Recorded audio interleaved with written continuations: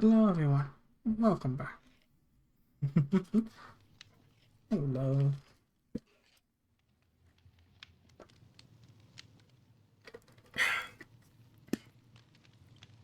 We're back again, and we have some good news. I'm early, actually. I'm a minute early. Isn't that just lovely? But we have some things to do and to talk about. One, I was finally able to get back from the author, Dover Hawk, and I got some information. Let me just go fix that. There we go. I got some information about the story Welcome to Odin. I asked him, hey, does Welcome to Odin does not have a part two? And he confirmed, unfortunately, no. I moved on to other projects and never wrapped that one up. So, for those who are intrigued with Welcome to Odin and figure out what is with Odin, unfortunately, that will be the end of that series. But we do have more stories, as there is another author I did not get to cover, which we'll quickly pull up at this moment. They wanted me to credit them as, no link, no nothing. They just wanted to make sure that they got credit. This is by the other page, the Eerie Bros. Their description is very short. I love to write stories and talk about everything paranormal and unexplained. So that's what we'll be doing, talking about the paranormal and unexplained. Well, hopefully at least. So grab your snacks, relax, and let's get comfortable. Try our best to relax. I'll quickly shoot them a message letting them know that I'll be narrating their stories for tonight. Pretty good here.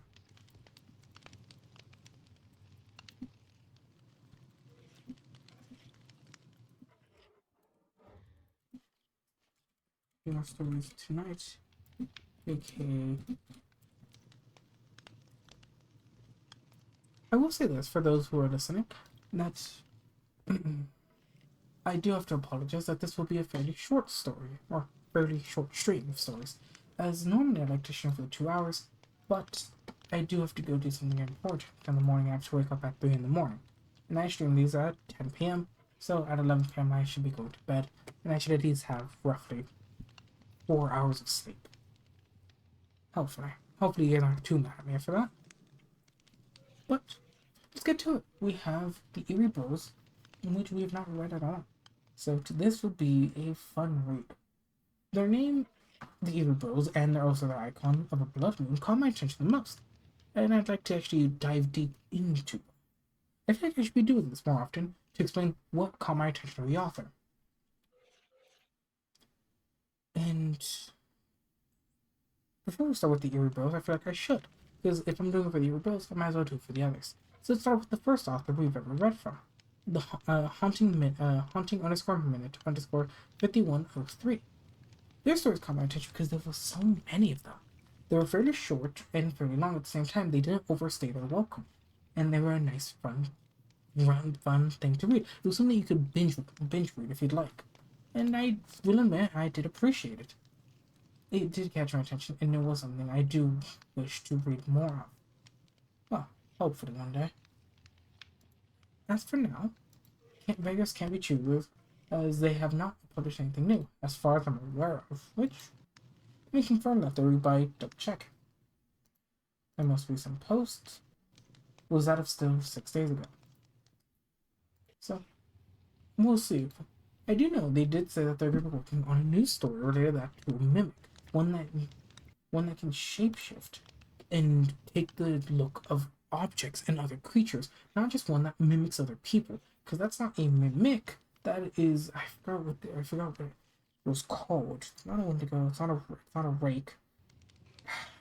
Shifter, I believe. That's what they called. That's what they're called now. No matter the name, they will be taking inspiration from an actual mimic, or much more of the shapeshifter kind of mimic, one that can vanish, come in and out of a trace without a trace. Except it is fun to see what they will come up with. Look! Oh, let me drop my phone.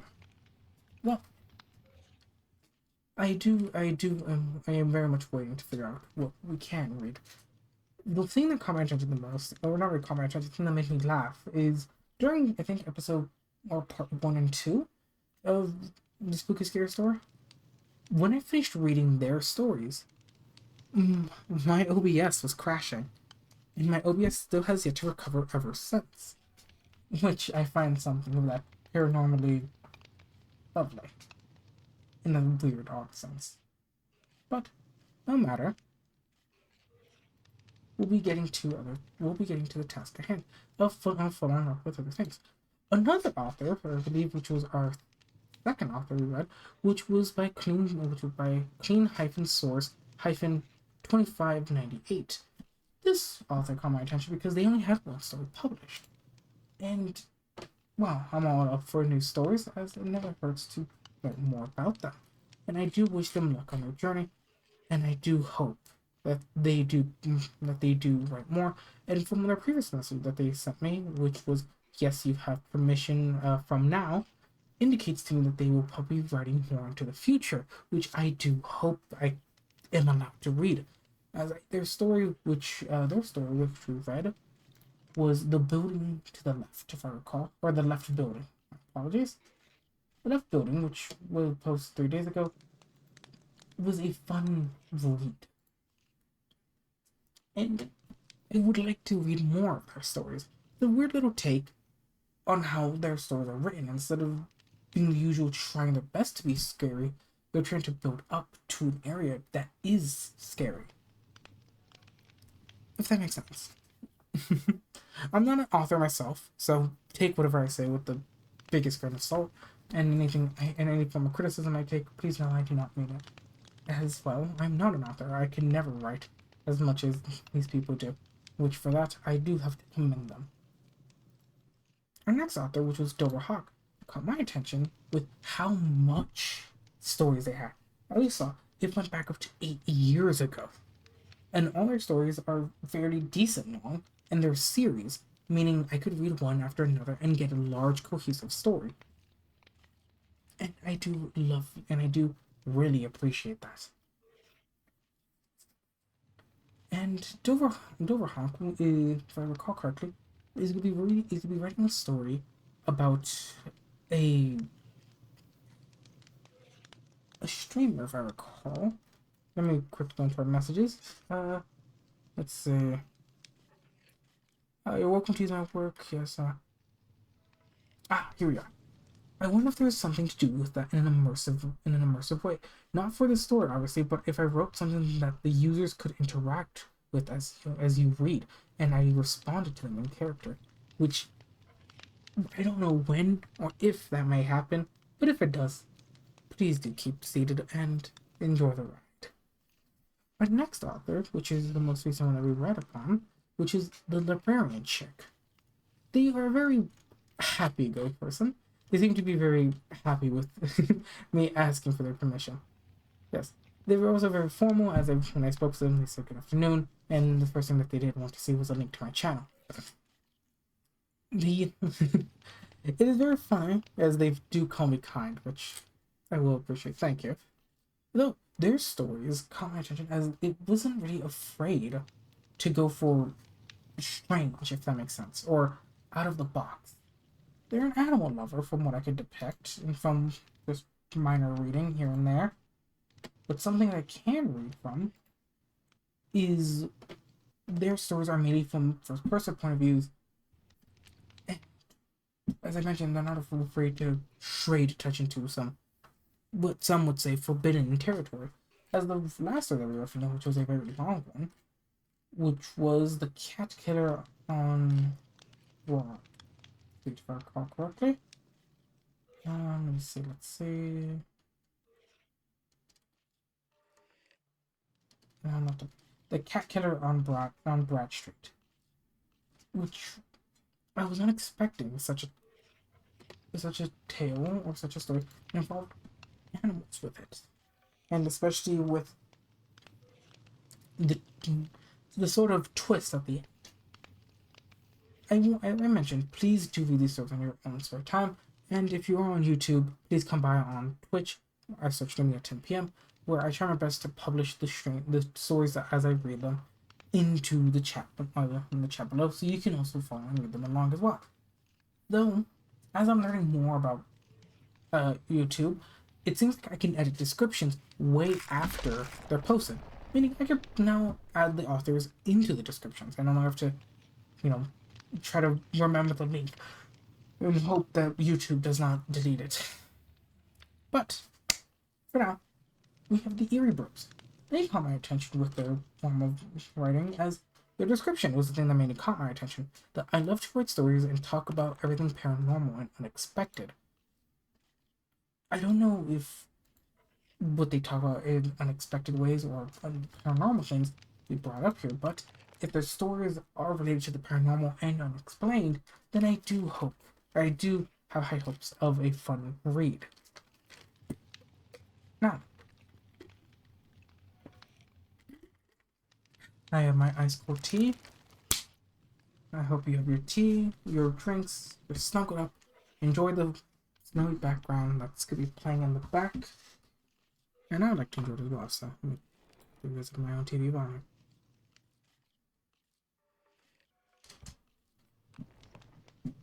There we go. Oh, that's staring at me. Just because you turn does not mean I can't see you. Night's falling upon me. Strange, really, how only that section of snow is lit up. Is that just wherever I go? No, it's glitching. It's like as if only that space of snow is allowed to be lit. Why is that? Oh, the creature is gone. Oh no, it's right there. I'm blind. Oh, grab your snacks, lay you down, get comfy. I'll take one chili for all my items. Hello, Cake. He's one of my players in D&D. Why do you really want that Giga Jelly?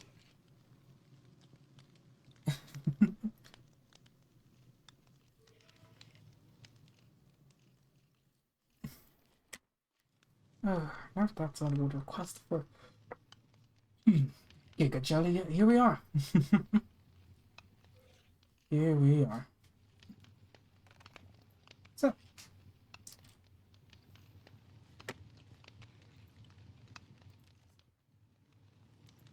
this story says it's a series, but I think it's a part 2.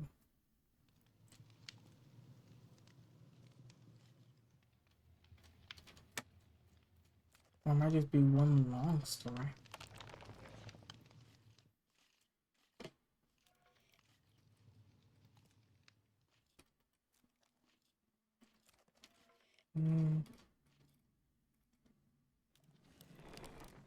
We'll be reading this story by the Eerie Bros.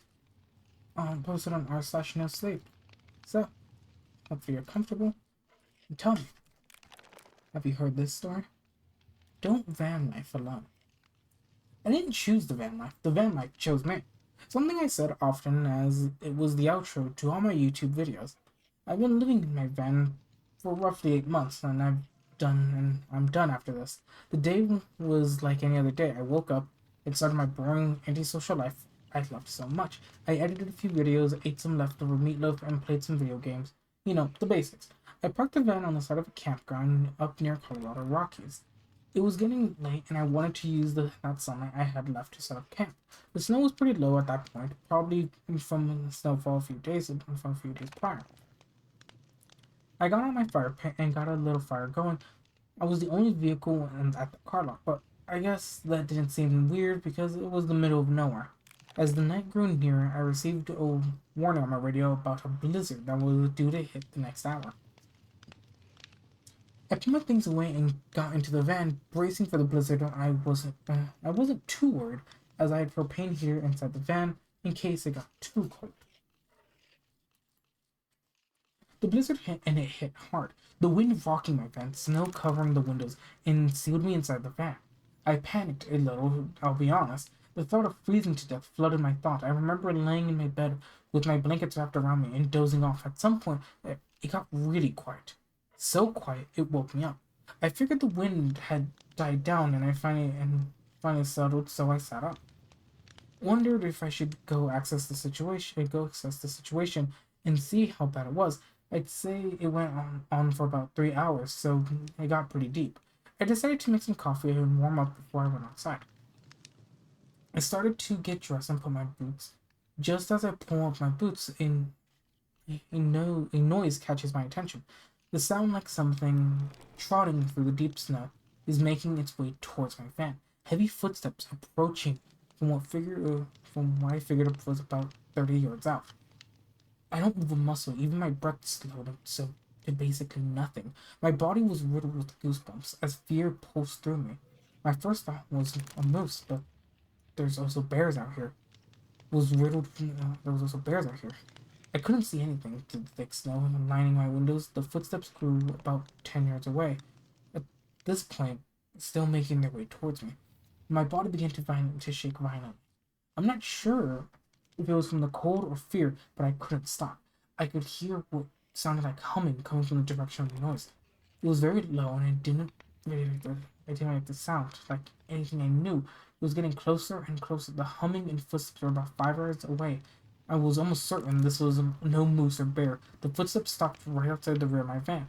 The only windows I have are the front seat windows, so I can't see anything out the rear. A voice breaks the silence, cold and small. Hello in there. Hello in there. May I have a word with you? Sounding a voice from like a little girl. Oh, damn it. What's going on?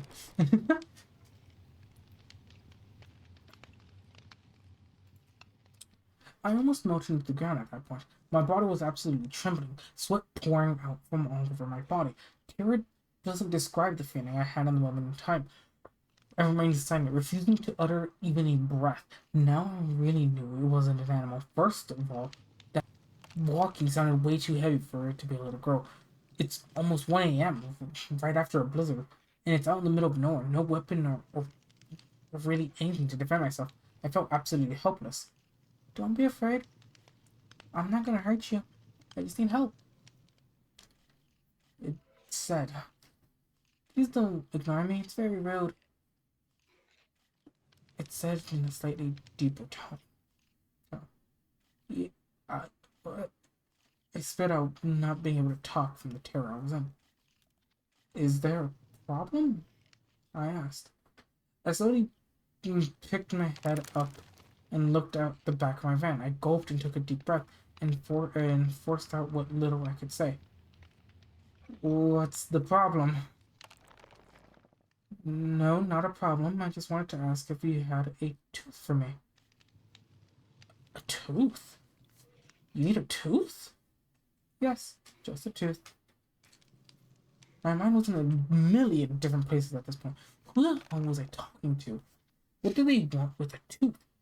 Was this some sort of monster you hear about in some travel channel show? I wasn't really sure what it was, but I was afraid nonetheless. I began to reason with myself. Maybe another car pulled up, I didn't realize it, and they wanted to play a prank on me because they recognized the van. I don't have a tooth. Can you please go away now? This isn't funny. This sweet voice that was asking me so kindly for a tooth moments ago changed almost immediately to a twisted, deep, dark voice, like some kind of demon. Oh, my road to this impression. Oh. You know what now? Give me one of your teeth willingly. I'll rip the teeth from your skull one by one. I began to search through my van for a weapon, something I could fight this thing with if I had to. All I had was a hammer that was stashed underneath the engine's hood in the front seat. I raised the hood and grabbed the hammer and stood in the van, hammer in hand, like some dollar store Thor. I turned around. That's when I remembered the shark tooth hanging from my visor. I ripped the tooth from the visor and went through the back of the van. I have a tooth for you, I said body still shaking uncontrollably from the adrenaline. Throw it out now. It yelled so loud it shook the van. I slid the van door open, only to be met with a wall of snow. I stuffed the tooth into the snow and slid the door closed and locked it. A loud bang on the back doors and a loud scratch followed all the way from the back to the side of the into the side door and stopped. Thanks for the tooth, it said back in a sweet little voice from before.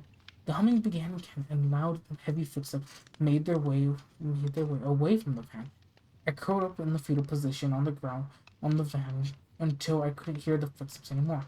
I jumped up, turned the engine over, and began to let it heat up. I sat for about 15 minutes, and then I began to drive back home for my last day as a van life YouTuber. I'm still not sure what to chalk it up to, but I don't see myself going around the Rockies. Fascinating.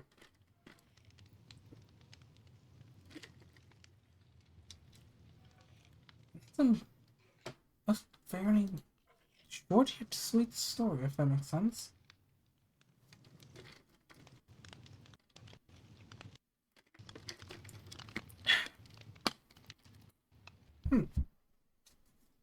Yeah, it is. Huh. Very well. I liked it.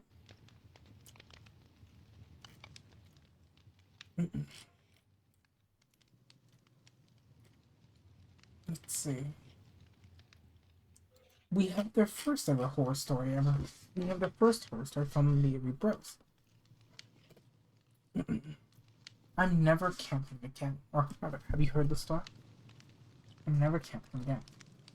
I lost my dad 2 years ago while we were out camping. I'll never forget anything about that day. It was an early morning in mid-October, and as usual, my dad was ready for the annual camping trip. Son, get up, get dressed, and let's get a move on, my dad said. My eyelids peeled open slowly as my body booted itself on. I'm up, Pops, just... we get a gear together. I'll be down in... I'll be down in 15. I lied. I got dressed, grabbed my bag, and headed downstairs. Dad was outside checking the engine on the truck, and Mom was watching the news in the kitchen.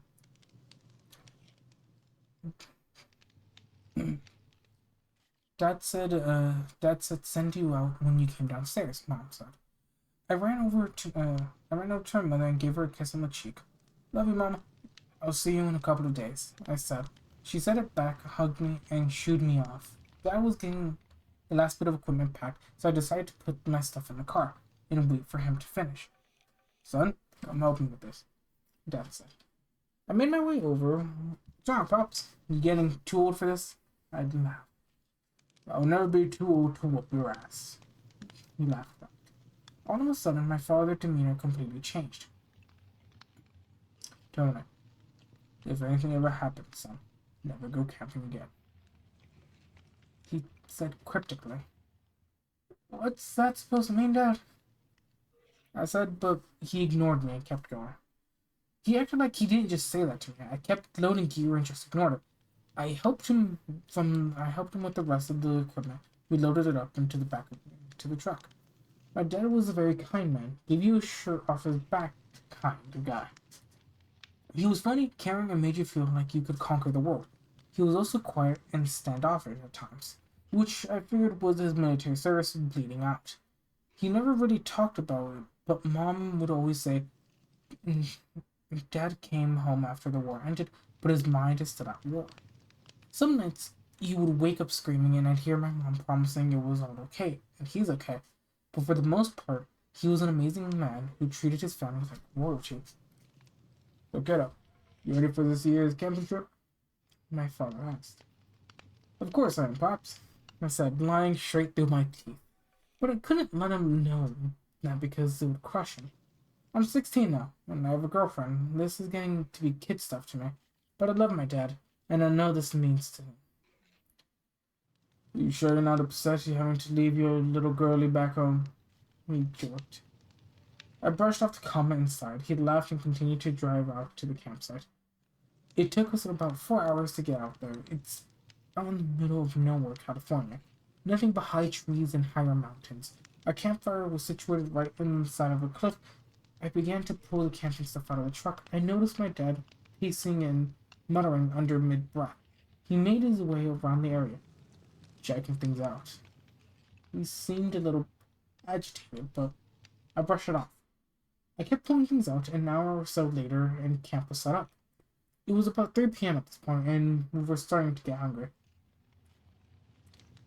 Let's get let's get down to the river and get us some dinner, Dad said. I agreed, and we made our way down to the river. It was a 5-minute hike down from our campsite to the water. When we got down to the river, I noticed the cliff. Our campsite sat on overlooked it. The river was quite violent.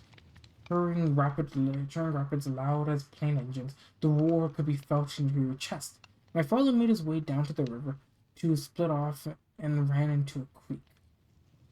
He explained the slower water was perfect for catching fish, and then he froze abruptly. His voice stopped. I looked him over and noticed Dad was staring into the woods and whispered something to himself. I couldn't make it out. His eyes so glazed over, I'm surprised they didn't begin to fall. I could hear him saying what sounded like this last time, but I wasn't sure. I made my way closer to my dad. Dad, are you okay? I asked, but he didn't move an inch. I looked out into the woods, but saw nothing. I reached out to grab his shirt. Dad? His fingers are outreached, trembling towards him. All of a sudden, he snaps out of it, twisting his head towards me, smiling. The slower water is perfect for catching fish, son. His head twisting slowly back towards the river. I was quick to notice that this episode looked like a lot of symptoms of my father's PTSD, but he immediately snapped out of it. I was creeped out, to say the least. The way he turned his head back towards the water scared me for a little. I've never been afraid of my father, but that scared me. Son, hand me my fishing pole. Let's see what we can get. Let's see if I can get us some grub. I handed him the pole and we began to fish. We caught what seemed like hundreds of fish. It basically turned into a sport, seeing who could catch the most. The entire time we were fishing and laughing, the episode played in my head on repeat. I tried my best to just forget it and enjoy the day with my dad. We went back to the campsite after fishing for a couple of hours. We scaled the fish, gutted them, and skewered them with some branches and began to cook them. Dad grabbed a beer out of his cooler, sat down with a piece of wood, and began to whittle it. I stood at the cliff and looked at the river. I grabbed a rock and chucked it down the river and chucked it down to the water. I'd say we're about 75 feet up, but I wasn't sure. I turned and looked at my dad, wanting to question him about what happened today, but I couldn't. Maybe I was afraid to trigger his PTSD. I'm not sure what it was, but I couldn't. Dinner finished, and we sat down to eat. Besides, the creepiness of today, I'd say, but pretty well. Dad cleaned up the dishes, and I started to gather more wood for the coming day. By this time, it was 8 p.m., and we were winding down.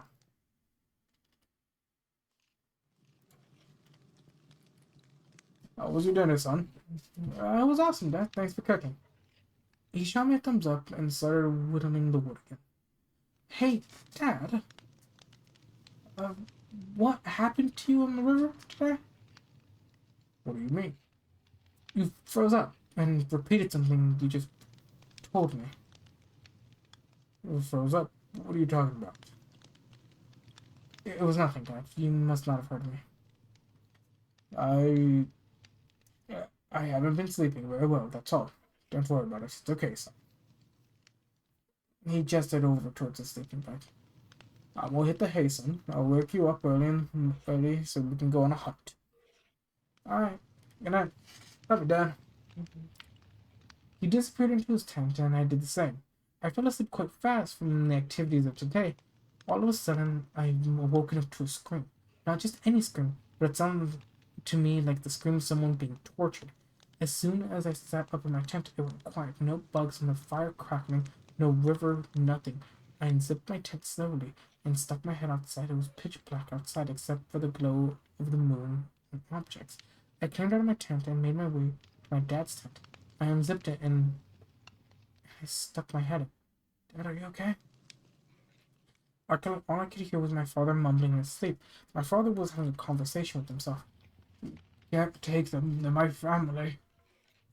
All of a sudden, a voice came out of my father that couldn't have been his own. A deep, guttered voice, almost demonic like, I will take you. No, take. I stumbled backwards out of the tent and fell to the ground. Tony? Are you okay? Hold on. Tony, are you okay? Yeah, sorry, Dad. I was just checking up on you. Are you okay, Dad? He shook his head yes and told me to go back to bed. The rest of the night was calm. I laid in bed for an hour or so, playing what I just heard over and over in my head. I'm not sure what to chalk it up to, but I'm almost certain that wasn't PTSD. The following day, it was pretty normal. We hiked around some, fished some more, and gathered wood up for the night. He didn't say much all day and seemed irritated all in another good day. I dared not to ask my dad about what I heard from him when I heard him saying asleep. I'm not even sure if he would have even told me.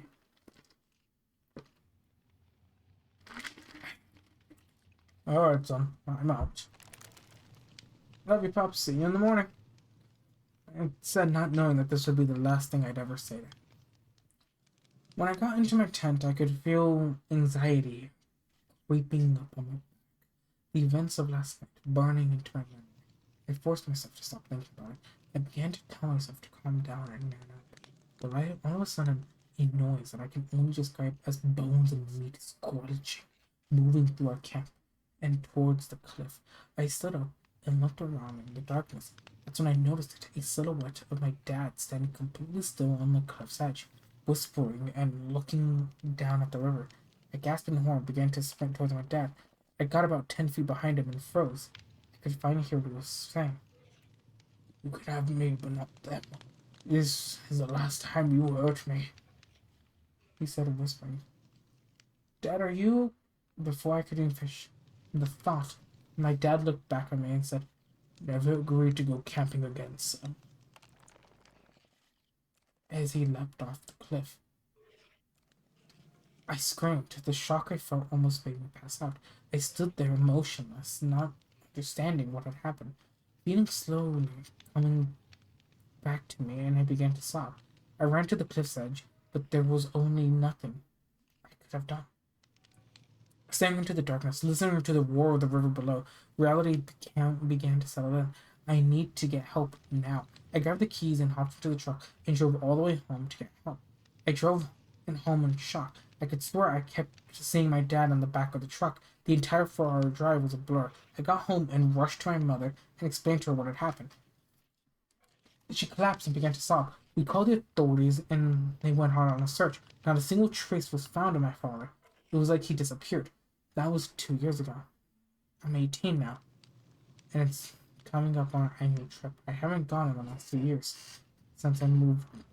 After that, I'm going up to stay with my mom for the weekend. The night I got there was the night before the annual trip. I got in, greeted my mother, and we had dinner. The night I woke up, with a cold chill running up my back, I opened my eyes and stared around the dark room. It was so quiet in the room, it frightened me.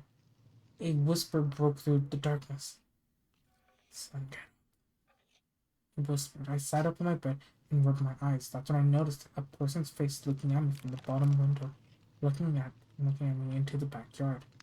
More specifically, my father's face. His skin was paper white, and his hair was matted. His eyes were black and evil. He began to speak in a quiet, deep tone. Son, did you go camping? He said, raising a hand and tapping on the window with his long, sharp fingernails. Fingernails rhythmically tapping on the window pane. Still. Why did you leave me? He began to open his mouth wider than anything I've seen before, his cheeks tearing straight to his ears and his jaw hinging open. I jumped out, and flipped back to look at the window. I stared in absolute horror, frozen by what I was looking at. I didn't say anything. I couldn't say anything. I backed away slowly, and his eyes followed me. I flipped the light on, and it's gone. I run from my room and straight to my mom's. Mom, are you awake? Yes, I'm awake, son. What's wrong? Mom, we need to leave right now. Something's outside, and just then my mom cuts me off. He can't catch you, son. If you don't agree to go camping. She said as she rolled back over and went back to sleep. Mom, what the hell is that supposed to mean? She ignored me. Confusion and anger had set in this point. What was going on? This is crazy, I thought to myself. Did I really just see my dad staring at me through the window? I decided to step outside and see for myself. I'm not going to be able to ever sleep again if I don't figure out what this is. I walked around the house to where my window was, and nothing. There was nothing, just the woods behind our house, and nothing more. Would you go camping with me, son? Won't you please? I stopped moving and slowly turned to look at the woods where the voice came from. Just like I got your dad. A piercing screech was soon yelled out. Just, just when a bright white figure, completely naked on all fours, scutters out of the woods towards me and begins to scream horrible screams. I fall backwards on my ass and close my eyes, waiting for the inevitable end. The screams getting louder and louder until they're almost right on top of me. I feel long fingers wrap around both of my ankles, fingernails digging into my calves. This is it. I thought to myself, the thing that killed my dad is going to kill me, then my mom. As soon as the thought entered my head, all I could hear were my dad's last words, never agree to go camping again, son. I snapped out, I'm not going camping with you. I screamed down the top of my lungs, covering my eyes. Silence. I pry my hands away from my face and look up, expecting to be met with some horror. Nothing. There was nothing. No sign that anything had ever been there. Was in a small wooden my feet was in a small wooden cross with the words my father and son carved into it. The cross my father whittled. I picked it up and keep it with me to this day. I'm not sure if I'm going crazy or not, but I know this is for sure. I'm never going camping again. Fascinating one. So we went from a possession to from a possession to what seemed like to be a transformation type of thing. Interesting. Hmm.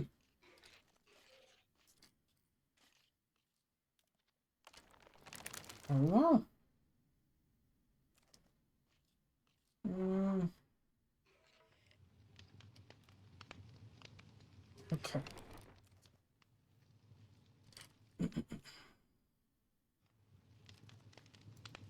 Let us go to the next one.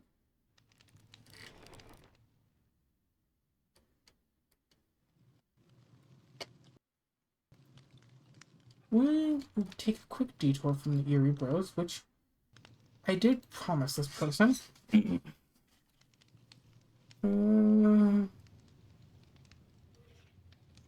Why did I not? No, I did not seem so. But I told them I was going to read more, but apparently not.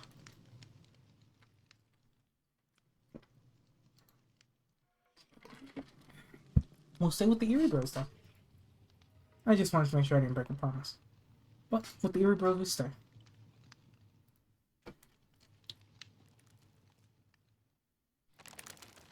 So tell me, have you heard this story? Their skin.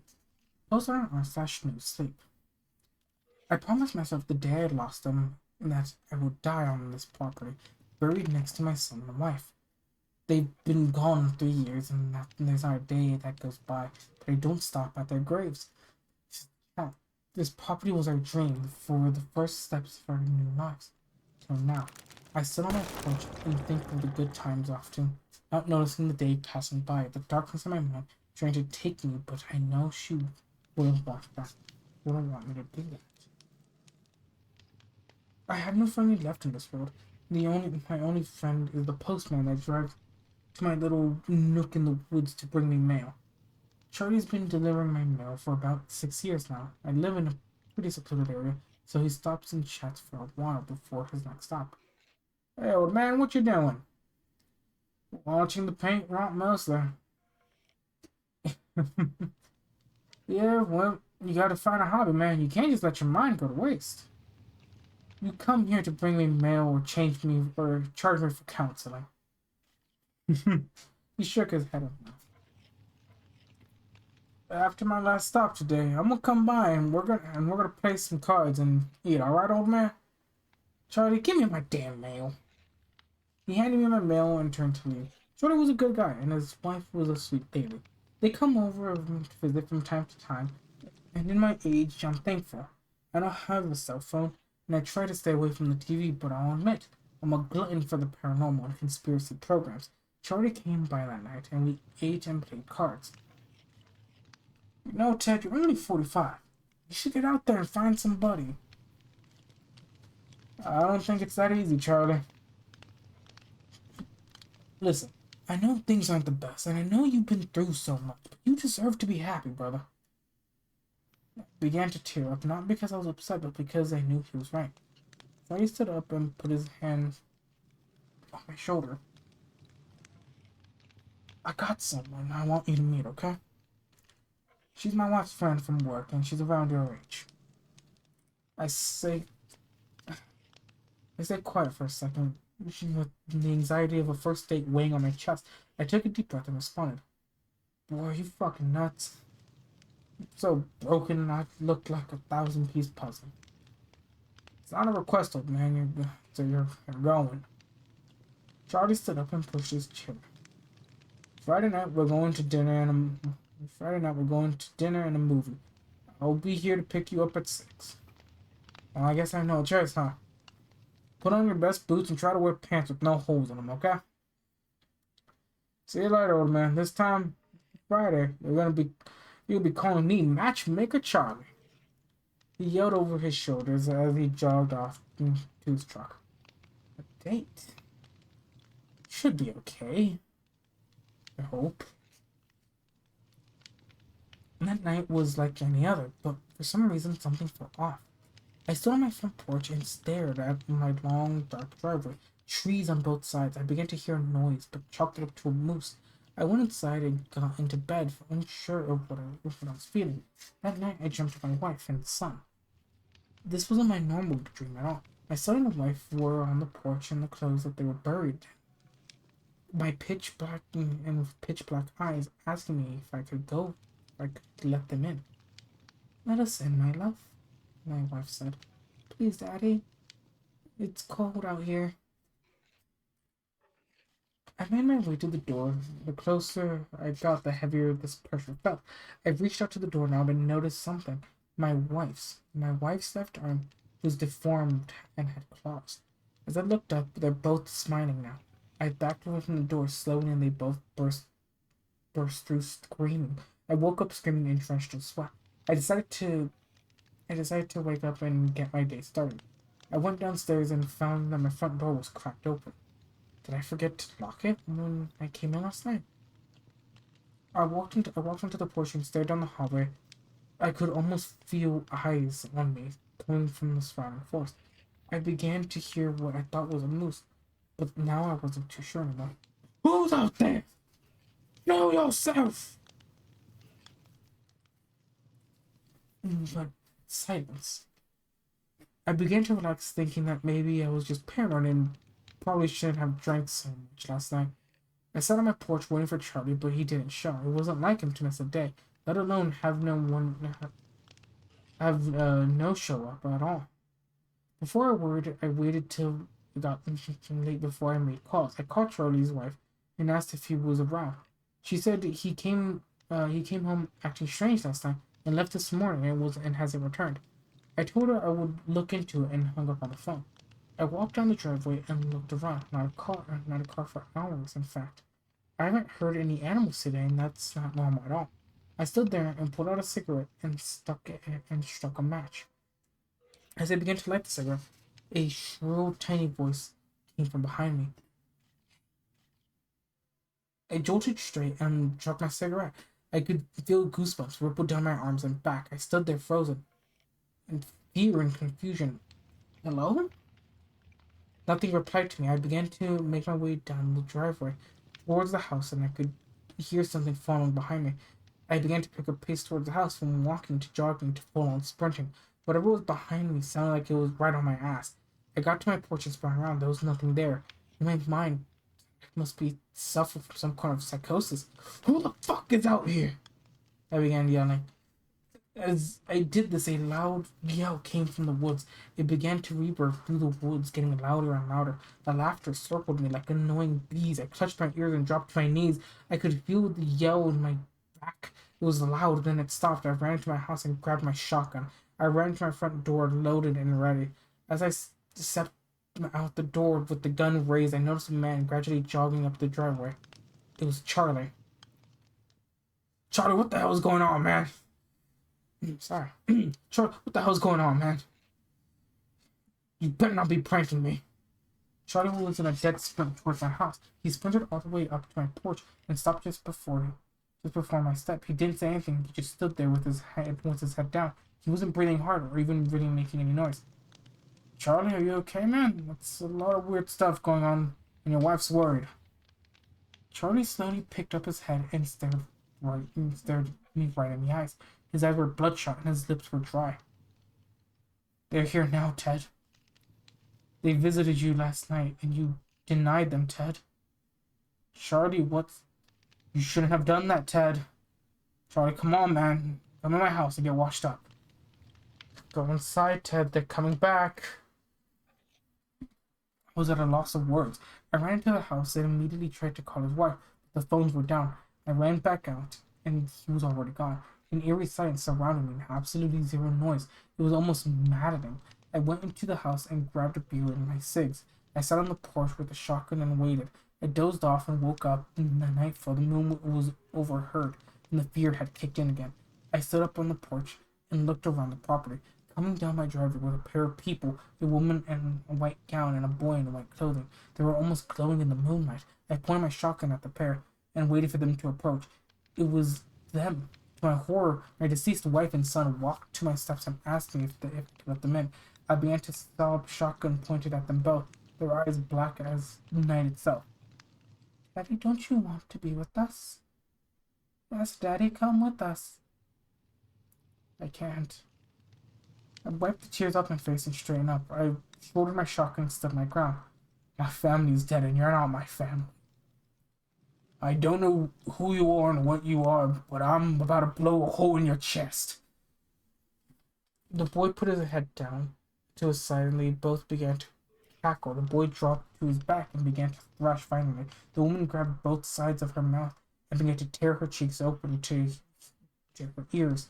I screamed in horror and fell back onto my ass. I closed my eyes and fired both barrels of my shotgun. I opened my eyes and they were gone. I stood up and dusted myself off. My mind was not okay. I stopped myself repeatedly. Wake up, wake up, wake up. I said as I slapped myself harder and harder. But the fact remained that this wasn't a dream at all. It was a living nightmare.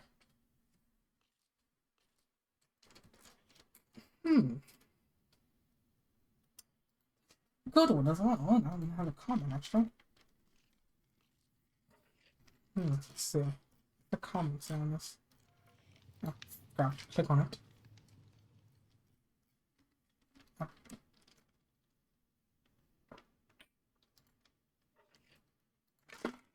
That's from No Sleep Moderate.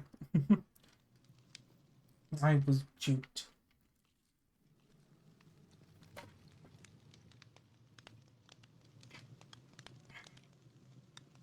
My dog's kicking up dirt. Not really, because she gets dirt in my room. Yeah, I heard you.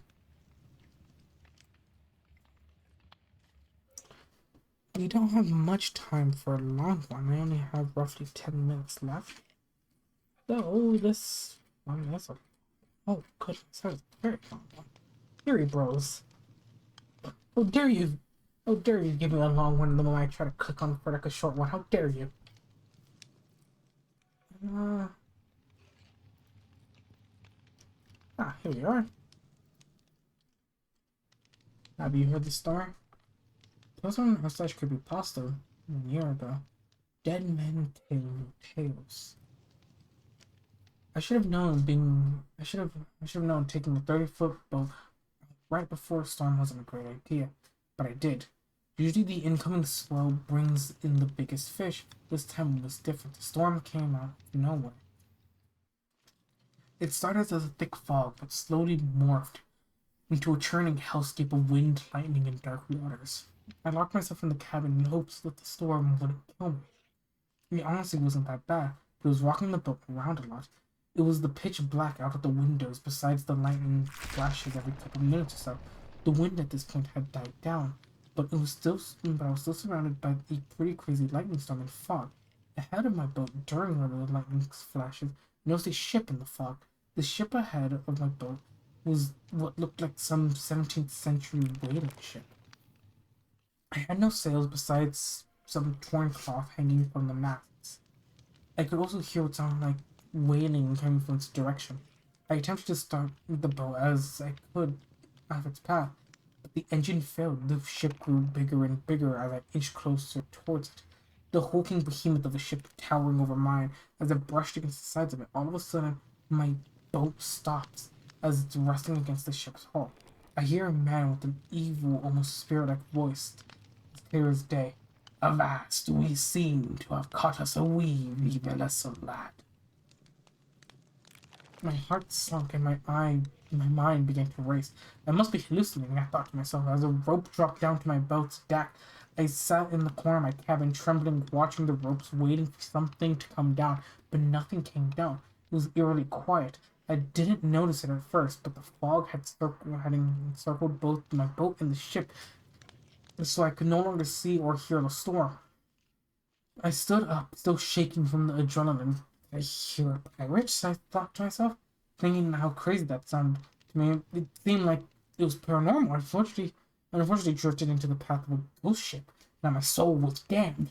Or at least that's what my mind was telling me. The rope started to sway left and right. Someone was coming down the rope. I began to try and start the motor again.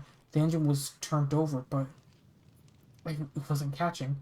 I sprinted out of the deck and hit the choke of the motor. I turned to make my way back to the cabin, and that's when I see it. A pirate's black cavalier boots were coming down out of the fog down the rope. I ran back to the cabin, slamming the door shut, began to try to start the engine again. This time I kicked it to life, but I needed to get to shut off the choke to keep it going. I ran to the engine, shut the choke off, and it instantly shut off. I turned the choke back on and ran to the cabin again. I ran one last time into the engine and purred like a kitten. This time, I turned off the choke. I stood from the motor and turned to make my way back to the cabin so I could make my escape. But there was no problem. A man with a rotten face and claws that had been from the 1600s dangled from the ropes 3 feet from the deck. He didn't say anything to me. He just hung there, one hand staring and smiling at me. Ahoy, me hearties. May I trouble ye for a bit of grog? I was in absolute shock, frozen in fear. If the giant ghost ship was enough, this definitely would be. The man's expression went from smiling to frowning in an instant, my lack of reply bothering. Shock got your tongue, lad, he asked through clenched teeth. I'm sorry, you were... Well, spit it out, you coward. Here, ye never seen a man of the seas before. You're a pirate. Aye, it's always a pirate life for me. How does someone live life encountering something like this? I began to wonder, would I be able to go on with life after encountering something like this? Or would I go crazy? I began to relax, thinking that if this ghost wanted to kill me, he would have by now. Right? So, you're ghost, and that's ghost ship? Aye, lad. The seas is a treacherous place, where dead men tell no tales. Ye now, what about that grog?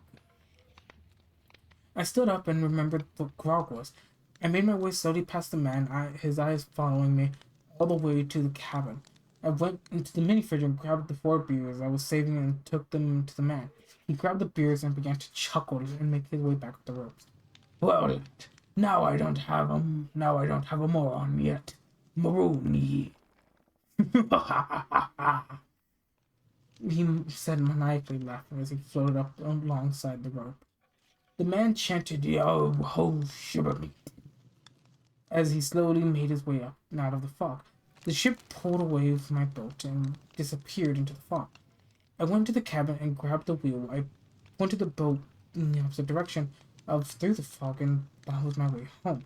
The compass corrected and the storm cleared. The fog disappeared, and the ship there was not to be seen. It was strange, but I felt almost peaceful. I still fish for this day. I still fish to this day, keeping my eyes open for anything strange out there. Hmm. Hmm. Maybe it was my voice, my own narration that ruined it. It could have been. But I found them more charming than scary. No, it was still a good story. Not saying it's a bad one. I just maybe it was my own fault. Most likely it was.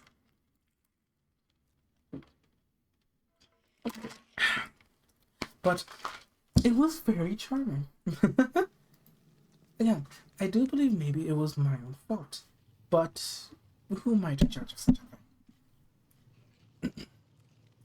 Now, looking at the time, it is 10:55, and as much as I would like to keep reading, sadly I cannot. As I mentioned, I do have to wake up early. And sleep is slowly claiming me, slowly but surely. I'm trying my best to resist, yet every breath I take just gets heavier and heavier. Ah, thank you all for stopping by. It means the world each time that you guys do. As for now, I have to get going. Try your best to smile, and try to make the world just a tiny bit better if you can. Till we meet again. Bye bye.